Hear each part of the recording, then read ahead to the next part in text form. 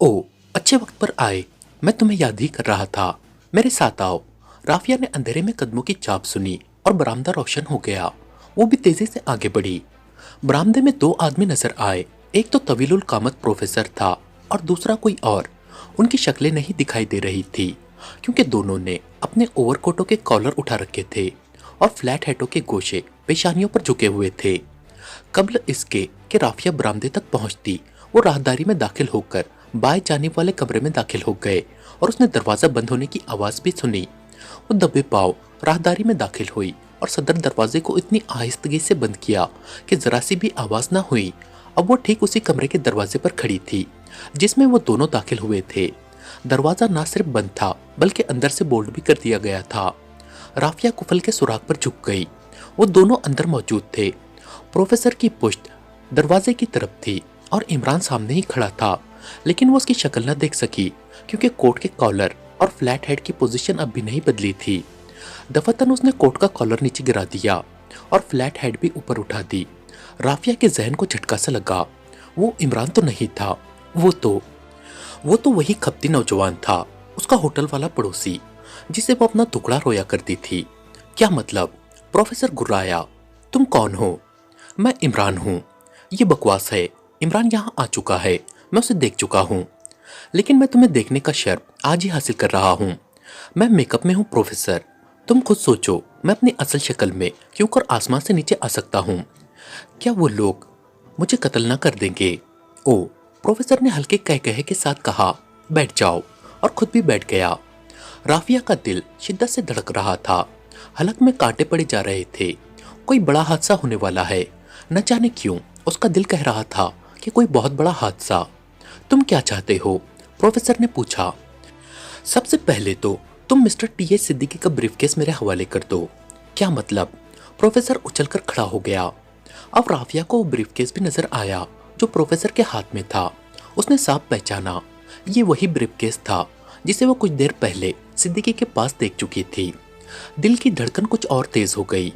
ये briefcase professor, Imran ने सख्त लहजे में कहा, उसमें जो कुछ भी है तुम्हें उसकी तफसील ना मालूम होनी चाहिए। ओ, तो तुम मुस्तकिल तौर पर मेरी टोह में रहे हो। मैंने आज तक तो उसे जिंदा नहीं छोड़ा जिसने मेरा रास्ता काटा हो। इमरान मुस्कुराकर बोला। पता नहीं क्यों राफिया को उसकी मुस्कुराहट में खून की सुर्खी दिखाई दी। प्रोफेसर गुर्राया। ये ब्रीफकेस गर्ट्रूड विलियम्स रियाल्टो से ले भागी थी। तुम अपनी गाड़ी दौड़ाकर उसकी गाड़ी के बराबर पहुंचे। दोनों गाड़ियां इतनी करीब थी कि उसने तुम्हें ब्रीफकेस थमा दिया और फिर तुम्हारी गाड़ी की साइड उसकी गाड़ी से लगी और उसकी गाड़ी उलट गई। हो सकता है कि तुमने दीदा दानिस्ता ऐसा किया हो, क्योंकि उस वक्त जब उसने ब्रीफकेस उड़ाया था एक मकामी आदमी भी उसके साथ था। ये और बात है कि वो मेरा ही आदमी रहा हो। तुम्हारा आदमी? प्रोफेसर के लहजे में हैरत थी।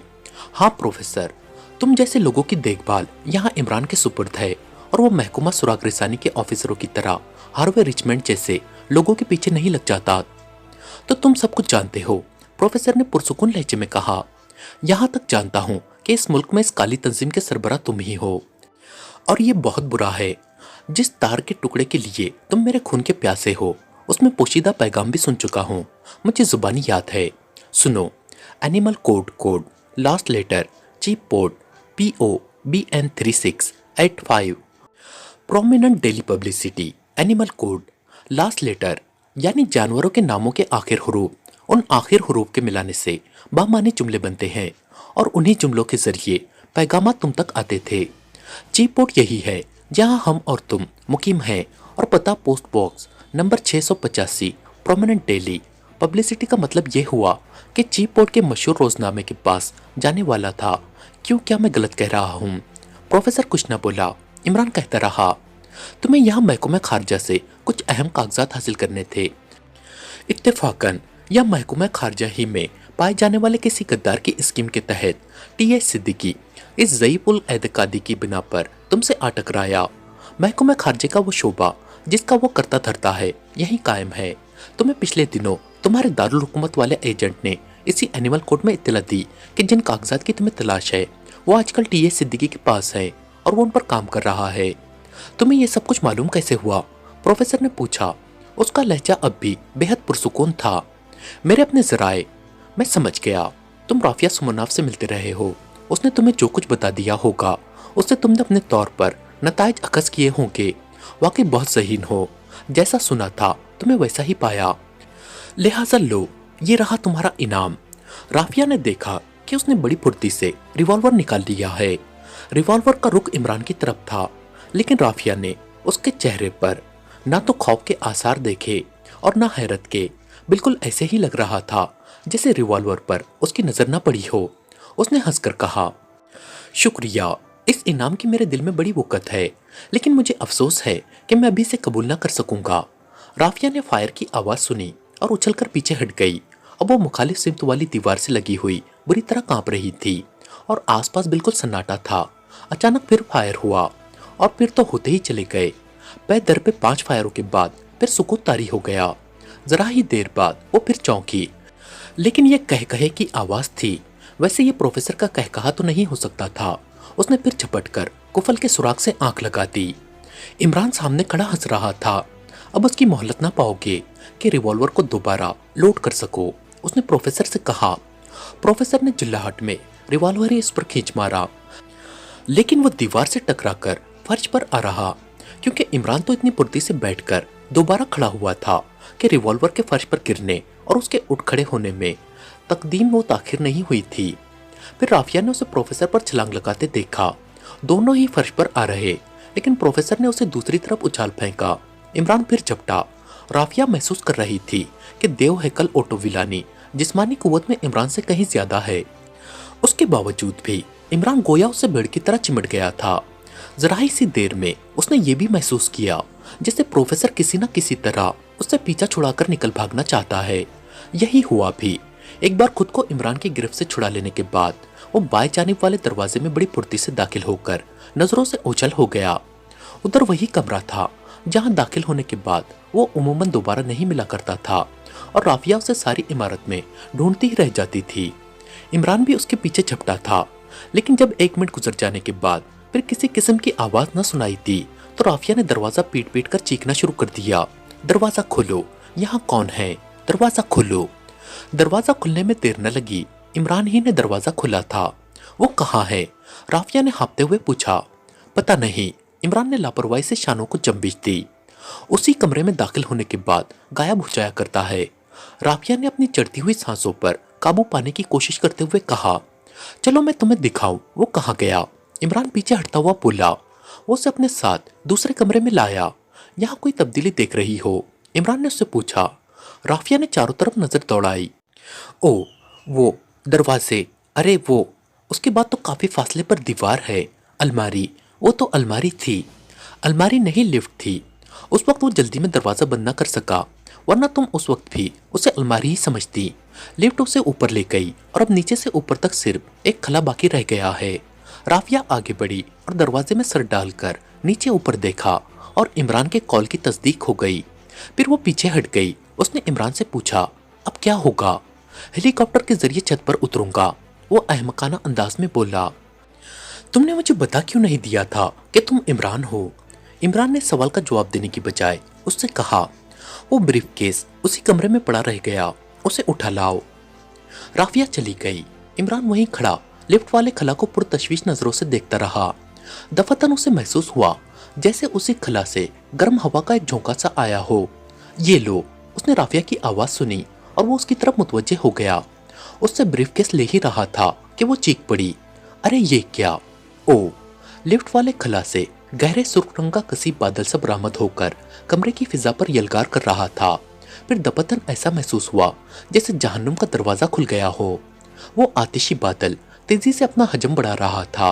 भागो, इमरान ने उसका हाथ पकड़कर दरवाजे की तरफ हटते हुए कहा। चलो खुले में निकल चलो, बाहर। वो बैरूनी बरामदे में आ पहुंचे। यहाँ से भी चलो, इमरान ने उसे पाए बाग की तरफ धकेलते हुए कहा और वो रविश पर खड़ी हुई सियाह रंग की गाड़ी तक आ पहुंचे। जरा ही सी देर बाद उन्होंने उस गाड़ी की ओर से देखा कि सुर्ख रंग का धुआं सदर दरवाजे से गुजरकर बरामदे तक आ पहुंचा है, लेकिन अब वो इतना कसीब नहीं था। अलबत्ता बैरूनी फिजा में उसके मुंतशिर होने पर कुछ देर बाद राफिया अपने नाक के नथनों और आंखों में हल्की सी जलन महसूस करने लगी थी। ऊपरी मंजिल की सारी खिड़कियों के शीशे रोशन नजर आ रहे थे। वो देखो ऊपर, राफिया उसका शाना दबाकर बोली। एक खिड़की आहिस्ता आहिस्ता खुल रही थी।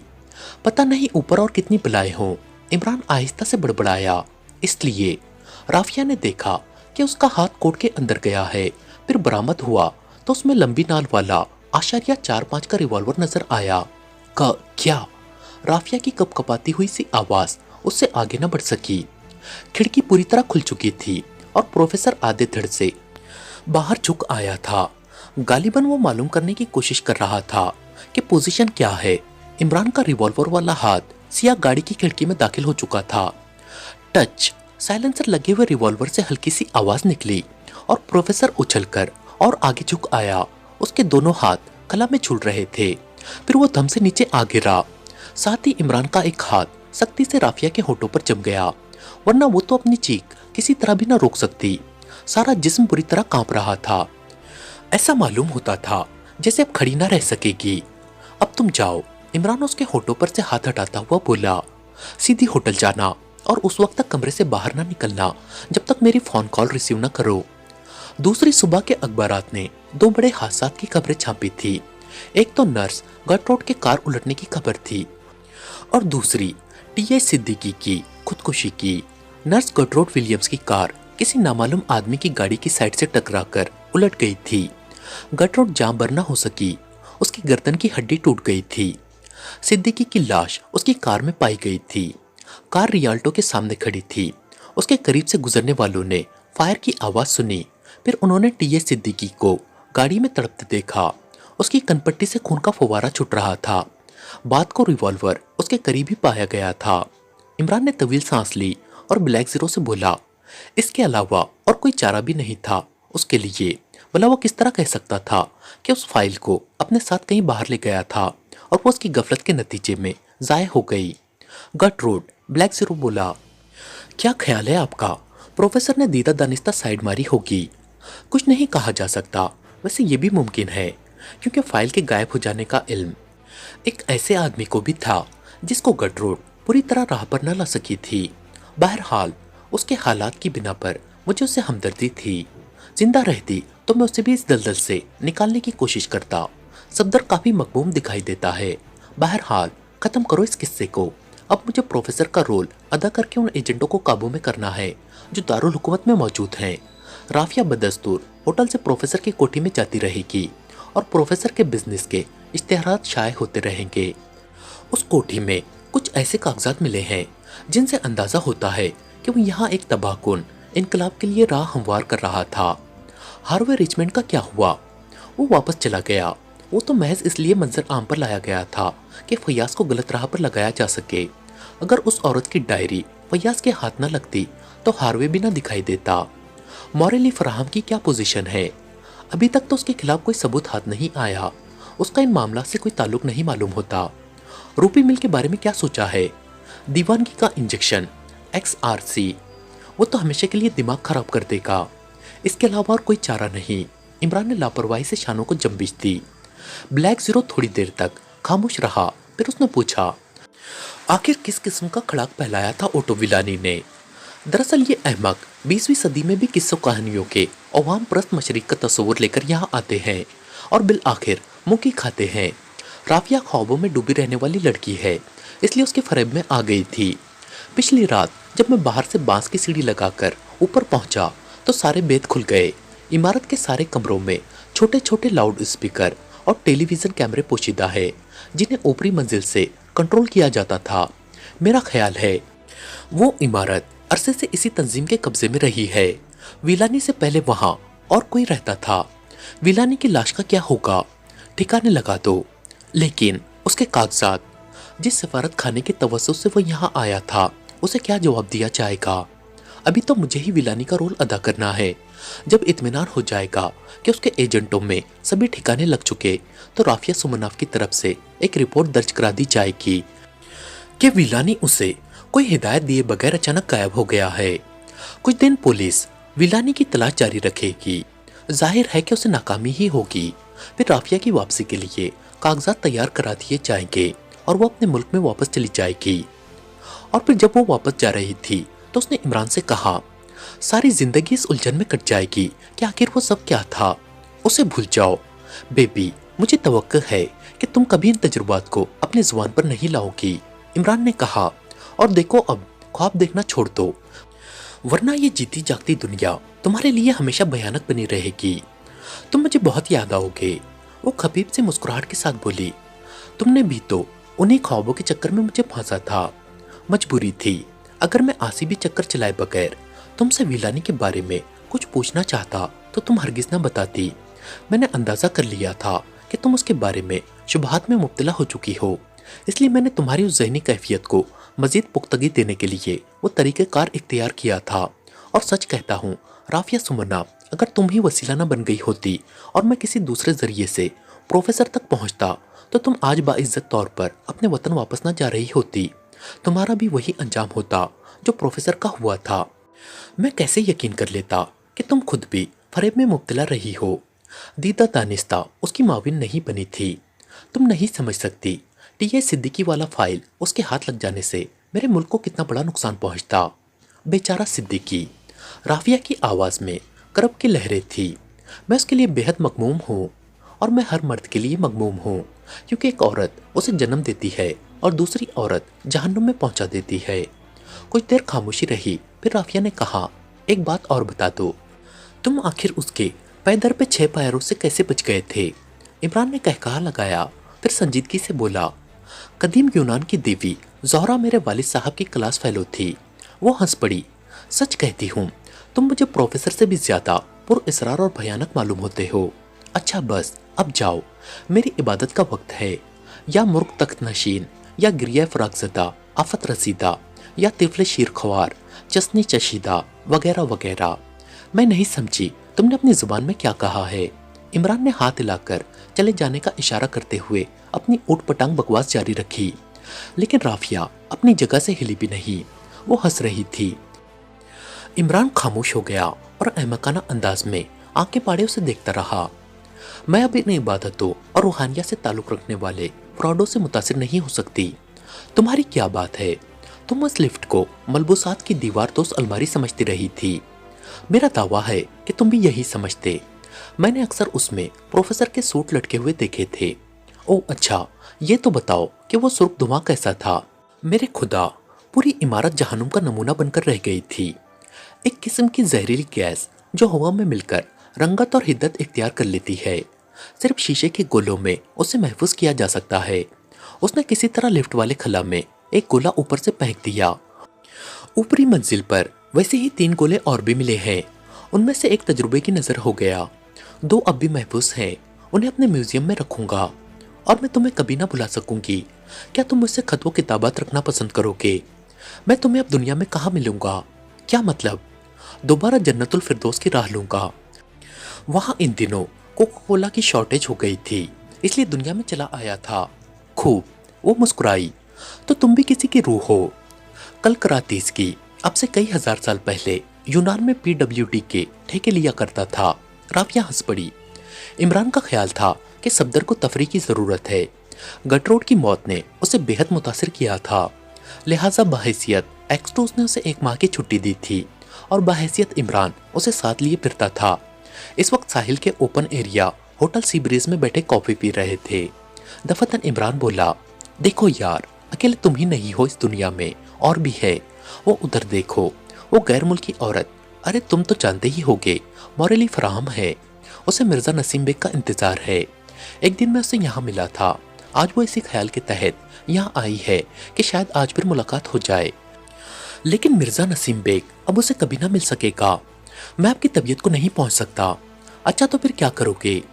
कुछ भी नहीं। करूंगा क्या? तो फिर ये किसी नौ उरुस बेवा की सी शक्ल क्यों बनाए बैठे हो? खौ मखा, सफदर बेदिली से हंस दिया। कम से कम हंसने में फरागदिली का सबूत दिया करो। खैर खैर, अब ये बताइए कि उस एजेंट के बारे में एक्सटो क्या करेगा जो दारुल हुकूमत में कही है? कर चुका जो कुछ करना था। क्या? मुझे इल्म नहीं। एक रात इतनी ज्यादा पी डाली कि हार्ट फेल्यूर हो गया। क्या आप ये समझते हैं कि इस फितने का सद्भाव हो गया? हरगिज नहीं, लेकिन अब हर वक्त होशियार रहना पड़ेगा। तुम जानते ही हो कि वो मुल्क जिसके ये जासूस थे किसी दूसरे मुल्क को किसी किस्म की इमदाद देने के बाद उसे हरगिज पसंद नहीं करता कि वो उसके मुखालिफ मुल्कों से भी किसी किस्म का ताल्लुक रखे। अपना ये मौक़िफ़ खुलकर बयान नहीं कर सकता, बस ऐसे ही हथकंडों से इस किस्म के इनकलाब बर्पा करा देता है जो उसकी मुवाफ़क़त में हो। सफदर तफ़हीमी अंदाज में सर हिलाता रहा, फिर बोला, बहरहाल हमारा चीफ इतना बेदार मगज ना होता तो। दारिन चेशक। इमरान सर हिलाता रह गया। क्या आपको उससे इख्तिलाफ है? हरगिज़ नहीं। तुम्हारा चीफ वाकई बहुत वो है, क्या कहते हैं उसे? कुछ भी कहते हो, लेकिन आपको उसकी बड़ाई तस्लीम करनी ही पड़ेगी। जी, बहुत बड़ा। बड़े से बड़ा तरबूज भी उसका मुकाबला नहीं कर सकता। सुभान अल्लाह। आप संजीदगी से तस्लीम कीजिए। तो क्या मैं सर पर हाथ रखकर रो नहीं रहा हूँ? इमरान ने हैरत से कहा। इससे ज्यादा संजीदगी की सूरत और क्या हो सकती है? क्या उस काम का मुआवजा अभी नहीं मिला? सफदर ने हंसकर पूछा। जी हाँ, हर साल मुआवजों का सूद मिल जाया करता है, इमरान ने बेहद खुश्क लहजे में कहा और दूसरी तरफ देखने लगा। क्या बात है, आप कुछ खफा से लग रहे हैं। अरे कोई हद है झूठी तसल्लियों की, आज तक पूरा मुआवजा ना मिला तो आपको परवाह कब होगी? खर्ची कितना है आपका? सिगरेट तक तो आप पीते नहीं। बस अब खामोश रहो वरना मूड खराब हो जाएगा। मेरा अकेला जोसेफ ही 6 बोतलें योमिया साफ कर देता है। किसके जिम्मे है खर्च उसका? वो बोतलें जमीन से नहीं उगती। सुलेमान रोजाना फिल्म देखता है, किसकी जेब तराशता है? क्यों ये रोक पाल रखे हैं? इमरान कुछ न बोला, बुरा सा मुंह बनाए दूसरी तरफ देखता रहा। इतने में सी ब्रिज के बाहर साहिली बार बिरादरी का एक गधा रेंगता ही रहा। ऐन दीवार के नीचे ही खड़ा था जहां ये दोनों थे, उस जगह से दिखाई भी दे रहा था। दफातन इमरान उसे घूंसा दिखाकर बोला, अब खामोश भी रहो ऐ शहंशाह तरन्नुम, वरना तुम्हें शर्मिंदा होना पड़ेगा। इस बेजुबान पर क्यों गुस्सा उतर रहे हैं? सफदर हंसकर बोला, तो कोई अहले ज़बान ढूंढ लाओ, अगर बड़ी हमदर्दी है इससे। इमरान सफदर पर उलट पड़ा और सफदर हंसता रहा। खत्म शुद्ध।